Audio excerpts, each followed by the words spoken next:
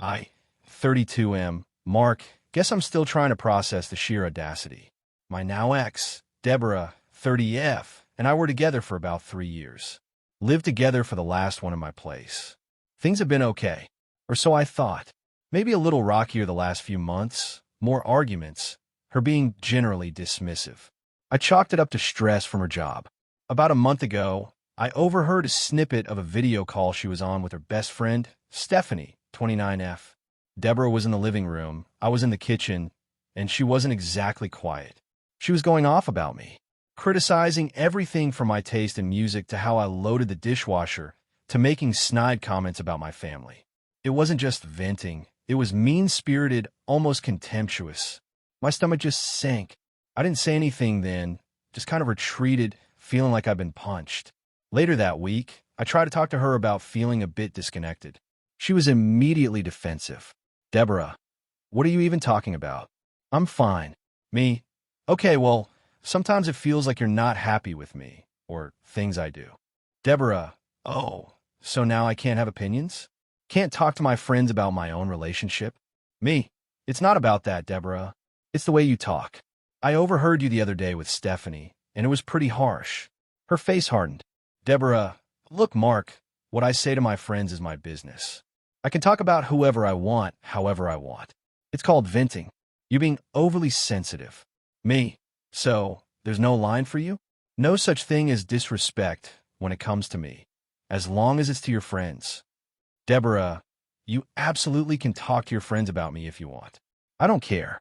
It's not a big deal. Then she literally shrugged and picked up her phone, signaling the conversation was over. That was the moment something just snapped. The casual dismissal, the total lack of remorse. It wasn't just that she was saying these things. It was that she felt completely entitled to, with zero regard for my feelings. You absolutely can. Okay. The next day, Stephanie texted me. Hey, can we talk? Privately. We met for coffee. She looked uncomfortable. Stephanie. Mark, I need to tell you something. Deborah, she says a lot of stuff. About everyone, not just you. And honestly, I'm kind of sick of it. It's gotten worse lately. She then admitted that sometimes when Deborah got really wound up and contradictory, she'd started recording snippets of their calls. Mostly audio, sometimes screen recordings of Deborah was showing texts from other people and then trashing them. Stephanie said it started as a way to keep track of Deborah's shifting narratives because Deborah would often deny saying things or twist them later. She said she had hours of Deborah just being awful. About her job, her other friends, even her own family. And yes, plenty about me. Stephanie looked genuinely conflicted. I feel like a terrible friend for even telling you this, let alone recording anything. But the way she spoke to you after you overheard her and how she talks about you when you're not there, it's not okay. She told me you were being super controlling for bringing it up. I was floored by Stephanie's confession, but also validated. I told Stephanie about Deborah's I can talk about whoever I want line. Stephanie just shook her head. That's Deborah. That night, I ended it with Deborah. Calmly. Me. Deborah, this isn't working. Your attitude towards me, the things you say, I'm done.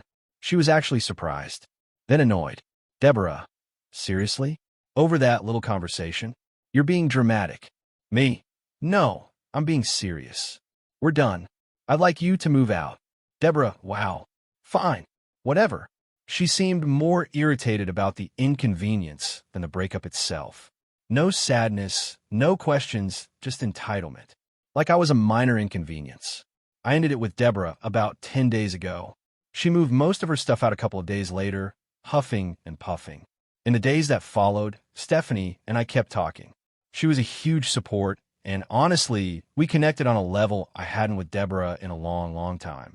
Stephanie felt guilty about Deborah, but Deborah had apparently been a pretty toxic friend to her for years, and this was the last straw for her too. 3 days ago, Stephanie and I had a long talk and acknowledged there was something more between us. We decided to officially start seeing where things went, dating, I guess you'd call it. The next evening, that would be 2 days ago now, Stephanie and I went out for dinner. Public place. We weren't being overtly couple-y, but I guess someone Deborah knows saw us. Word must have taken a day to get back to her, because this morning, my phone absolutely exploded. All Deborah. Voicemails, texts. How could you? With Stephanie? My best friend? You absolute snake. I knew you were trying to get with her. This is the ultimate betrayal. Both of you are disgusting. The irony is so thick, I could spread it on toast.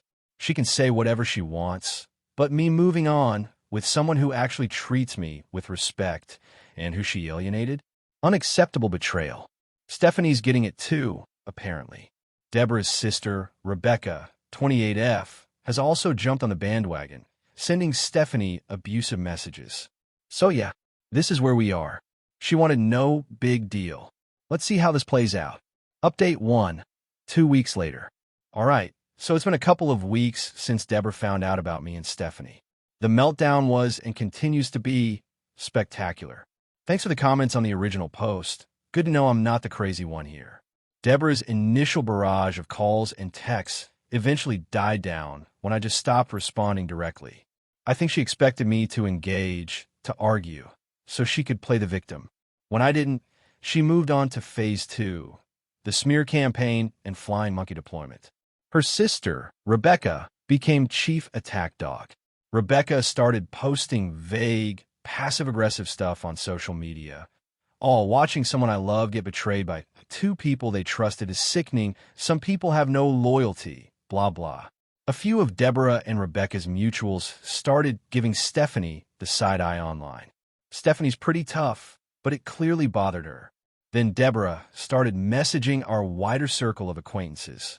Not even mutual friends, just people we both knew. Her narrative?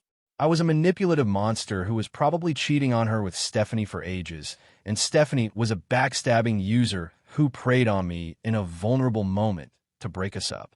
According to Deborah, she'd been suspicious of Stephanie for months. It was almost impressive how quickly she spun it. Conveniently, her own charming habit of trashing everyone was never mentioned. The entitlement is just breathtaking. Last weekend, Deborah's mom, Mrs. Morgan, first name Laura, actually called me. Mrs. Morgan, Mark, dear, I know things are tense, but Deborah is just heartbroken. You know how sensitive she is. Me, Mrs. Morgan, with all due respect, Deborah ended things with her behavior long before I officially did.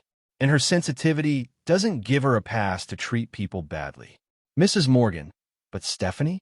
Her best friend? Don't you think that was a bit cruel? Perhaps you could just cool things off with Stephanie for a while. Give Deborah some space to heal. I was dumbfounded. You want me to stop seeing someone I'm happy with to placate Deborah, who explicitly told me she didn't care what I did or who I spoke to? Mrs. Morgan, well, she didn't mean it like that, Mark. She was upset, and Stephanie should have known better. Friends don't do that to each other. Me. Friends also don't constantly berate and belittle their partners and other friends. Mrs. Morgan. Deborah made her choices. Stephanie made hers. I've made mine. She huffed and said I was being very unfeeling and hung up. The apple doesn't fall far from the tree, I guess. They genuinely believe Deborah is the sole victim here. Stephanie, meanwhile, has been a rock. The attacks from Deborah and Rebecca and the cold shoulder from some of Deborah's clique initially made her second-guess everything. She felt immense guilt over those recordings. Stephanie, maybe I am a terrible friend. Maybe I should have just deleted them and never said anything. Me, Stephanie, you recorded her because she was being a bad friend to you. You told me because you saw her being a bad partner to me. Her actions caused this, not yours. The turning point for Stephanie's guilt came last week. Deborah, in a fit of pique, sent Stephanie a string of absolutely vile text messages. Not just "you betrayed me," but personal attacks on Stephanie's appearance, her job, her family. Pure venom. Deborah even wrote, "I gave you my friendship and you spat on it, you ugly, desperate loser. Mark will get sick of you too." Stephanie just stared at her phone. Then she looked at me and said, "Okay, I'm done feeling guilty." She's shown her true colors to me one too many times. She still wasn't sure about the recordings. She was like, it feels wrong to use them, like stooping to her level. Me, it's not about stooping. It's about truth. She's actively trying to destroy our reputations with lies. We have proof of her actual behavior. We don't have to release them to the world, but maybe to the right people if she keeps pushing. Then came the first dirty trick. I volunteer at a local animal shelter on weekends. Suddenly, the shelter coordinator, a lovely older lady named Cynthia, got an anonymous email. It claimed that I had anger issues, had been seen behaving erratically, and might be unsuitable for working with animals or the public. The email was clearly designed to get me kicked out. Cynthia knows me well enough and just showed it to me, concerned. The phrasing had Deborah/Rebecca written all over it. Erratic behavior is one of their favorite dramatic terms.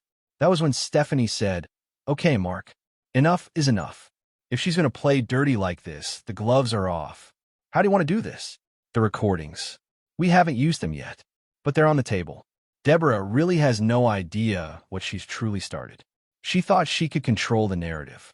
She's about to find out what "I can talk about whoever I want" really means when her words come back to bite her. Final update, 2 months later. It's been a ride. After that anonymous email to the animal shelter, Stephanie and I decided we weren't going to just sit back and let Deborah and her crew run a smear campaign based on total fabrications. Deborah truly believed she was untouchable and that her version of events was the only one people would hear. She underestimated Stephanie, and she definitely underestimated how tired people were of her antics. So, the revenge, if you want to call it that, wasn't some big, dramatic public reveal. It was strategic and quiet, tailored to counteract Deborah's specific lies with her own words. First, there was mutual friend Kathleen. Deborah had apparently been feeding Kathleen a steady diet of Mark was so controlling. Stephanie is a home wrecker stories. Kathleen started acting distant towards me and Stephanie. So, Stephanie, with my blessing, sent Kathleen a very carefully selected 2-minute audio clip. It was Deborah a few months back, absolutely shredding Kathleen for forgetting her birthday for half a day, calling Kathleen a thoughtless, selfish cow, and mocking a personal issue Kathleen had shared with her in confidence. It was followed by another clip of Deborah telling Stephanie how she keeps Kathleen around for entertainment. Kathleen called Stephanie within the hour, horrified and apologetic. She said, "I had no idea. She always played the victim with me too. The things she said about you, Stephanie, and now hearing what she said about me." That friendship imploded spectacularly. Kathleen actually posted a very cryptic, "Be careful who you trust," some mass are very convincing message online. Deborah probably thought it was about us. Oh, the irony. Next was Deborah's attempt to mess with Stephanie's freelance graphic design work. Deborah knew some of Stephanie's old clients. She started subtly suggesting to one of them, a guy named Donald who runs a small marketing agency, that Stephanie was unreliable and going through a lot of personal drama. Donald was hesitant to give Stephanie a new project. This time, I sent Donald an email. "Hi, Donald. Heard there might be some concerns. Just wanted to share something that might provide context about where these concerns could be originating." Attached was a short screen recording of a video call Stephanie had saved. It showed Deborah complaining to Stephanie about how boring and stupid Donald's design requests were, how she overcharged him because he's clueless, and how she was stringing him along for easy money when she used to do some minor freelance work for him years ago. Donald's reply was swift. "Consider Stephanie's project confirmed. And thank you. This is eye-opening."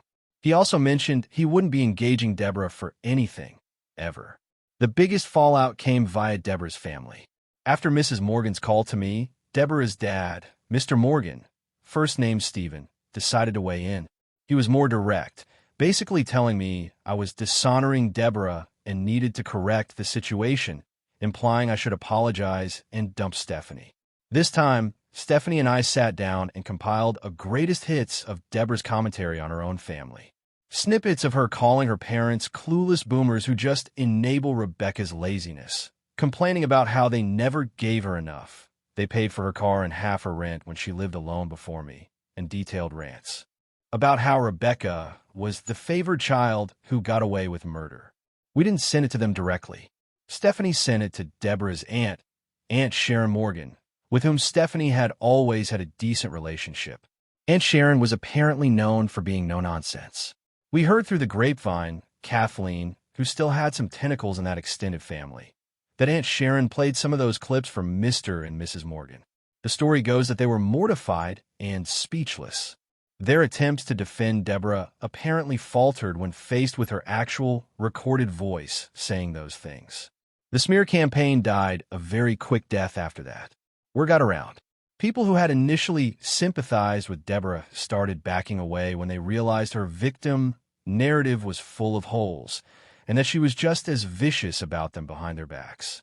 Her circle of friends shrank considerably. Rebecca is still staunchly Team Deborah, of course, but her rants now fall on deaf ears mostly. Deborah herself? She's furious, naturally. She sent a few more sputtering texts about privacy invasion and "how dare you record me?" Again, the irony. Stephanie just replied with a screenshot of Deborah's original text. "I can talk about whoever I want, however I want." It's called venting. Deborah had no comeback to her own words. She had to move into a smaller apartment. Apparently, her parents tightened the financial support after the revelations. Last I heard from Kathleen, Deborah is complaining to anyone who will listen about how everyone betrayed her and how Stephanie and Mark ruined her life. Zero self-awareness. Zero remorse. Just pure, uncut entitlement. She genuinely believes she did nothing wrong. Stephanie and I are doing great. It was a trial by fire, but it solidified us. We're communicating, we're honest, and we actually respect each other. My apartment feels peaceful now. We even adopted a cat from the shelter. Cynthia was thrilled, and the anonymous email is now a running joke. The revenge wasn't about destroying Deborah. It was about protecting ourselves and exposing the truth in a way she couldn't deny because it was her own voice. She wanted to talk about whoever she wanted, and she did. And those words had consequences. She built her own cage. We just helped her find the door to it. It's satisfying to know that she didn't get away with her manipulations. The best part is the silence. No drama, no accusations, just peace. Time to fully move on.